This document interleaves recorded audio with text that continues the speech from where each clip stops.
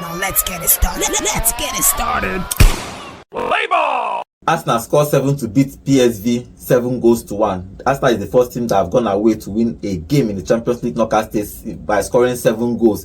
Good result for Arsenal. They probably are in the next round of the Champions League. There is no way in this life that PSV, even though I know that somebody will have an opinion to this, but there is no way they can go to the Emirates and score 6 to probably draw the game to take it to extra time. You know, now they don't have an away goal in the Champions League. It's been scrapped years ago. Now, Arsenal winning that game, it was a fantastic showing, and Arsenal did it without a striker. In quotes, Arsenal don't have a striker in that team, but everyone was complaining because the past 2 games for Arsenal, they didn't score a single goal. But okay, guys, if you look at that game, scoring 7, come on. It was massive. Nobody expected it. Even nobody could have predicted that Arsenal would score. If they, okay, Arsenal might win because they are a big team, but scoring 7, come on. They had extra added incentive, you know. To who? They say that when a champion is down, you don't kick him in the face. You don't kick. You don't see a tiger lying down. You go and grab his tail. The guy will wake up and show you why he is a stellar performer, why he's a champion. There was a scenario. There was a scenario a couple. Who be the champion? Excuse me. There was a scenario a couple of days ago. An interview I caught while they were playing Michael Jordan on his game when he was wearing the 45 jersey. They told him that 45 is not the same thing as 23. In the next game, he wore the 23. Came there, beat them, scored 45 points on the day, and then he had the opportunity to score 2. He missed both of them to leave 45 remaining on the scoreboard, which is to tell the person that yabbed him that the king is still the king. In this context, in this scenario, Arsenal are the champions in question because this guy Perisic came out to the press and was spouting a lot of rubbish, saying that they don't have a striker. They don't. You know, one of the most important lessons you should learn in life is collect your wins when they fall. Don't go and try to prove that you are God or you are something. You are meeting Arsenal without a striker. Collect your win and go your way. Simple. You don't need to make a mouth or make a mountain of the opportunity. A good fortune came your way. Collect your good fortune and go. They say no. We are winning Arsenal. We are doing this one. Check it out now. 7-1. How? It's crazy. How? The same players who could not score for the life of them for the past few games. Look at them scoring for the team. The past few games, Arsenal have not scored a goal. Now they are scoring 7 in the Champions League. There's no way back for PSV in this one. Or do you believe that there is a miracle somewhere in your mind? Why you choose to ask me this question? I want to ask you. God of 11 tower. You know that it's you that predicted that Brest might do a comeback. So you have this optimistic. Yes, and it ended 10. Was it 10-3 or 10-1? The thing is, 10-0. The thing is, if you look at the PSV side, when they supposed to play, As a tactician, they got everything wrong. Okay. Me as a coach, Arsenal cannot beat me 7. Now, John has gone out to say what he said about Perisic's interview. I fought Perisic because that was like a wounded lion. of course. Now, you touting him means you're going to give him extra energy. The same thing is just like a blind spot. Everybody knows this is what Arsenal have. No strikers. So because of that, you come out to the media to say, okay, because they don't have a striker, we are going to do this, we are going to do that. Santos said the same thing, I think, a couple of games ago. And he played out a draw. The wisdom is he said this after they've won the game. He didn't say it before after they've won the game. That's when he said it. He said we are going to go out there and play our game. Nottingham Forest has not played their game all season. Forget the fact they win games. They've not played Nottingham Forest game all season. Now he comes out to say we are going to play our game before the interview. And after the interview, he said we wanted to play the way we played because Arsenal don't have a striker. They don't have a dog to bite. They only have dogs to bark. And for Perisic to come out to say the same thing before the game is a problem. And you go out and they know that you guys have the attack. You have the attack in Frank de Jong. Or Frank de Jong. Luke de Jong. I'm sorry, Luke de Jong. Frank de Jong is at Barcelona. Luke de Jong, an old man, grandpa. He doesn't have the legs to run. You have an Ivan Perisic, a great grandfather. He doesn't have the legs to run. No, he has the dribble skills. He has everything in his. He has the footwork. But the energy to be there for 90 minutes, he doesn't have it. Now, for him to come out and make that statement is false. Is disheartening. So he's committing himself. Now you commit yourself, and Arsenal nowhere to. It's just like I go wait for you for Johnson. You don't beat me for a year. For press, you don't get him out. I go wait for you for Johnson. And Arsenal waited for them and found a way to just exploit all those errors they were hoping. If you talk about Arsenal, who do you think your standard performance? I'm thinking about Waneri or Odegaard. Even though all of them, the whole team actually played well. You know, sometimes if you click as a team, everything is working out for you. Even they have to introduce Calafiori as a striker at some point, and he scored a goal. Everything was just working. The thing is, if you ask me my standout performer in that game, it's not going to be Waneri because he's done that for the past couple of games. Now, in this one, it was Luis. Lewis Kelly. But the thing is, The he man that was too was- reckless. Lewis Kelly. I was taking that in the I first disagree. In the first 30 minutes, he was the man of the match for me. Performance he level, played he had well. the energy, he played well. He was coordinating the defense line. He was making sure that from the flanks, these people don't have anything, and driving into midfield. You got an assist could too. see him drive into midfield and create a couple of chances. When he drives into midfield, he allows Partey and the rest of them to go out forward and create some beautiful magic. You get, but his recklessness got the better of him.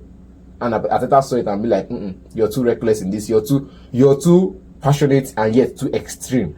John, talking about Lewis Kelly, he's talking about him. He was removed in the 30 minutes of the game because, in quotes, if you had gotten a second yellow card, and that if I looked at that tackle, it should be a second yellow card, but the referee decided not to give it. And after like 2 minutes, I said, boy, come rest first. And he didn't have a problem. He shook him and he went Of to. course, He's a young boy. He's a young boy. He's learning. He's learning. He's 18 years old. I think it was a good decision for Arteta to remove him. You see, you don't need when you get away with it, they call it get out of jail free card. When you get a get out of jail free card, you'll be The stupid next time, to not if use because an it. opponent is yellow card. You are out straight up. You are out, and that's it. You go explain tire, boy, you're out. So all wisdom says take this man out before you will throw this 7-win into a 7-5 game or something else that will give these guys an opportunity to go to the second leg with hope that, okay, we can close the gap, right? Because as at the point it was going down, they were already 2 goals up, and this guy would have made a mistake. If they had lost one player before the break or after the break, it would have been a different story altogether. So wise one, take him or put somebody else in, and then you continue playing the game. So coming back to your question earlier, I think Odegaard should be the man of the match because of his contribution to the team. When he's not around, Arsenal are a dollar side to see, and the team really feeds off him because of the way he runs, the way he plays, and the values he models to the players around him as well. 2 goals, 1 assist for Odegaard. He won the man of the match of that game. The only goal scored by PSV was from a corner kick, but Partey decided to drag De Jong down, and he was given a yellow card and a penalty, and they scored that penalty, making it 3-1 in the second half. Second half came, and Arsenal, that goal was scored in the first half. Second half, Arsenal came out again and started firing. In the first 5 minutes, they have scored 2 goals. Arsenal was just ruthless in this game. They were just ruthless. I don't know what happened there, but the ruthless. I think in attack They had extra incentive. I think in attack they had a very PSV had a very old attack line, and in midfield they had a very young midfield line, and in defense it was just a mixture of. I think in defense it was an average age of 25, where you have a 28-year-old, a 22, and a 222 and 228. So it was more of the attack line did not have the legs to pressure or trouble the Arsenal. So Arsenal was too good on the night. Now that's it. And again, the midfield did not have the energy level to compete with Arsenal's team. That's just it for me. The midfield, because whenever they had the ball, they lose balls. You look at where they get their second balls. Look at where they get their aerial duels in midfield. How many aerial duels did the PSV player get in the midfield? So you go for your tackle, you're missing out. You go for your aerial duels, you're missing out. You're getting it ahead of you. You see an Odegaard winning an aerial duel, getting a header ahead of a tall midfielder, and you're asking yourself, are you supposed to be a defensive midfielder or an attacking midfielder? Defend the ball, get the aerial duels, or perhaps even if you don't get the aerial duels, get the second balls, which PSV was missing in action all game. For me, I'm just going to come back and call it that you don't give your enemy any extra for, right?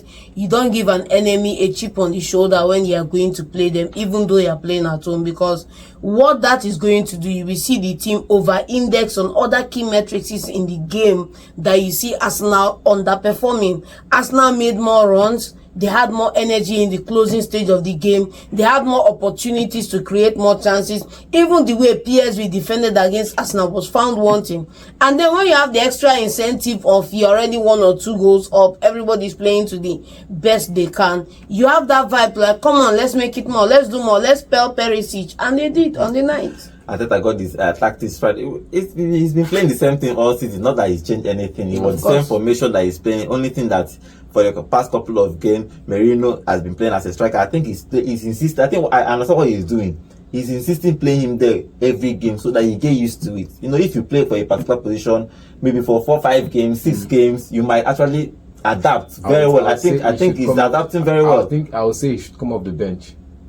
Yeah. Well, he's been starting for the past 3 games. That means should shut up. that means Against Premier League teams that know how to defend against Arsenal is going to be a liability. talking about Arsenal Premier League, they are going to play Manchester United on Sunday. So let's see if he's Merino is going to play as a striker, and then we'll understand if he's going to insist of maybe playing in that position, because in the past couple of games now he has started and he has played in this position. I think three games in a row now. He has played as a striker for Arsenal. Let's see if he's going to continue with that when they play Manchester United on Sunday. But in this particular game, they trashed PSV 7-1. PSV need to go to the Emirates Stadium next week and score 6 to take that game in the extra time. Will it be possible for them to score 6 and Arsenal not to score anything? I think it's quite an mission impossible.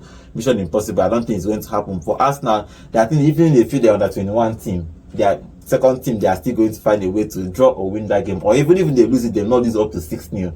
But probably let's see what happens next week. Let's see if PSV is going to turn it around. It's funny, but it's possible. Anything is possible in football. If It's they can not turn possible. let's see if it's possible for them to turn it around and beat Arsenal. But for Arsenal, they are 1 foot. I think the only team that can guarantee now, apart from team playing today, that can guarantee they are in the quarterfinal of the Champions League. And remember, if they win, they play either Real Madrid or Atletico Madrid in the next round.